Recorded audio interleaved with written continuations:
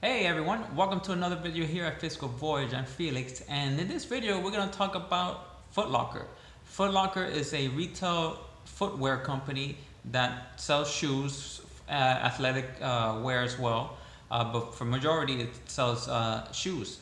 And with the retail apocalypse coming, or it already is here with the corona pandemic, where all the stores are closing, even Foot Locker, we're gonna see if Foot Locker at current price is worth a buy or sell. So in this video, we're gonna do a 5-minute stock analysis of Foot Locker to determine if it's a buy, hold, or sell at current prices. Okay, so let's start with the stock analysis on Foot Locker. It can be found on the New York Stock Exchange as FL. uh, Foot Locker Retail Incorporated is an American sportswear and footwear retailer and is headquartered in Midtown Manhattan, New York City, and operating in 28 countries. I'm sure you guys heard of Foot Lockers or seen it in malls and outlets and things like that. Foot Locker is a very well-known brand in the U.S. But I personally haven't seen it in other countries, but that's very interesting to know that they operate in other countries as well.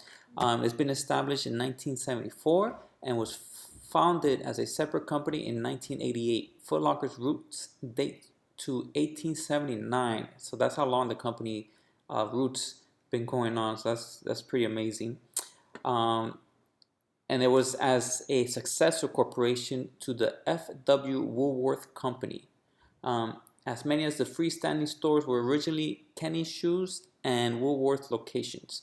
The company operates in infamous Foot Locker chain, athletic footwear retail outlets, along with Kids Foot Locker, Lady Foot Locker stores, and other athletic-based divisions, including Champ Sports, Foot Action USA, House of Hoops, East Bay, and FootLocker.com. So we look at the fundamentals of the companies. Foot Locker has a 5.3% revenue growth from 2010 to 2020, which is very good for a chain store, a retail. So that's pretty good. And net income at 12.6%. So they've been very profitable for the past 10 years. Their credit rating actually dropped BB plus before. When I originally bought it, it was triple B, but I guess with the pandemic, store closure and things like that, so the company is the credit rating score dropped there. Operating income grew at 11.3%, again very profitable. The company has been for the last 10 years, and earning growth at a whopping 18.14%. So that's outstanding earnings growth for a foot company, basically. The fiscal year ends in January. However, the revenue for the past 5 years has been slowing down at 1.94 and net income at a negative 2.4. So the trend is not good there, and the earnings drop at 3.54. So it's much lower than the 10-year average. So that's somewhat concerning. If we continue with the fundamentals, 2019 they had earnings of $4.93. Net margin at 6.13%, which is compressing compared to last year's 6.81. So that's could be the reason for the net income loss for the past 5-year average. Return on equity at 19.72, debt to cap at 48%.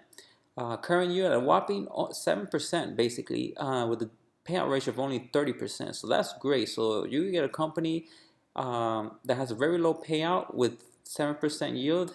It's something to look into. And their 5-year dividend average is only 2.43, so it's much higher than their 5-year average. And this is because the company was at a free fall even before the pandemic. So which brought the company undervalued, and then the coronavirus happened and it brought it even further down. The company has a consecutive years of dividend growth of 10 years. However, in 2008 and 2009 Great Recession, the company just froze the dividend. They were still paying it out, but they didn't increase it. So that's still good there. They were growing it in the previous year before 2008, but froze it during that time period. And I'm okay with a freeze as long as they continue to grow it. As long as they don't cut it, I'm okay with freezes and then growth going forward. and they have a 5-year dividend growth rate of 11.54%. I'm seeing this dropping. For example, the most recent dividend increase was in February at 5.3.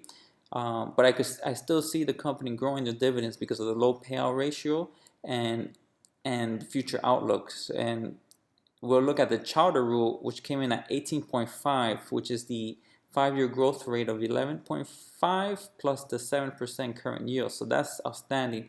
Like I mentioned in a whole bunch of other videos, Chowder rule, I like to see it at 12 or higher.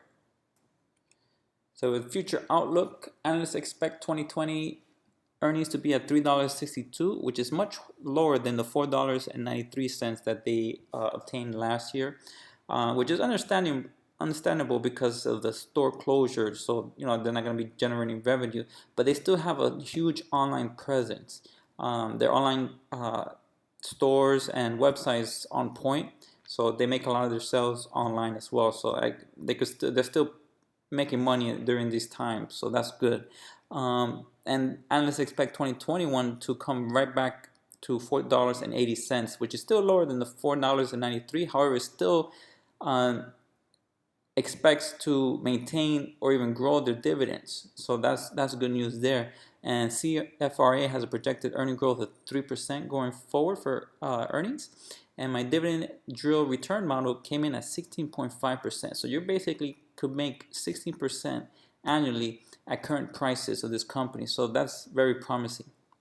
Currently, the company has a PE of 4.9, so 5 PE, which is very low, with a forward PE of 6.3 and 5-year PE average of 14. So it's almost the current PE is almost double than or half their 5-year average, which is outstanding.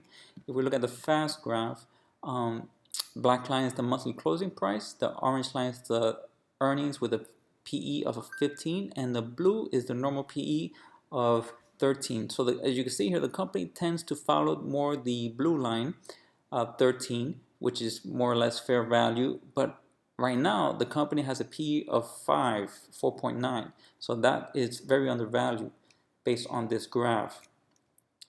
With the fair price calculation, we look at CFRA at $32.67, Morningstar at 41, Fastgraph at 48, Yahoo at 33, my dividend discount model analysis at 33, giving us a fair price of 37.87 cents. Currently, the company could be bought at $22.89, which means the company is undervalued by 65%, which is wow. That is the reason why potentially you can make 16 to almost 17% annually at current prices with my the dividend discount drill model. So with that, I can recommend this company as a buy at current prices. It has a 10-year dividend growth rate of growth. The company just recently increased the dividend in February of a little over 5%. They did not cut the dividend during the Great Recession. So this is a company that's has a great dividend policy. And they have a low payout ratio based on earnings.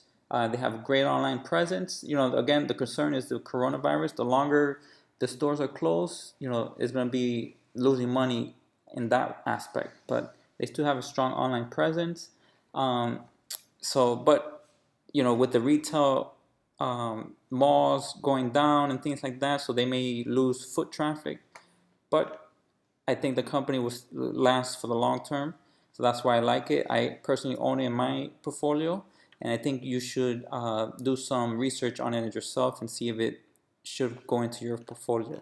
So with that, if you have a company that you would like to see next, please let me know the name of the company and ticker symbol in the comments. Thank you for watching, and if you find this video informative, please hit the like button and subscribe to my channel for more videos like this. Don't forget to check my portfolio, which could be found in the link in the description below. Thanks, and have a great one.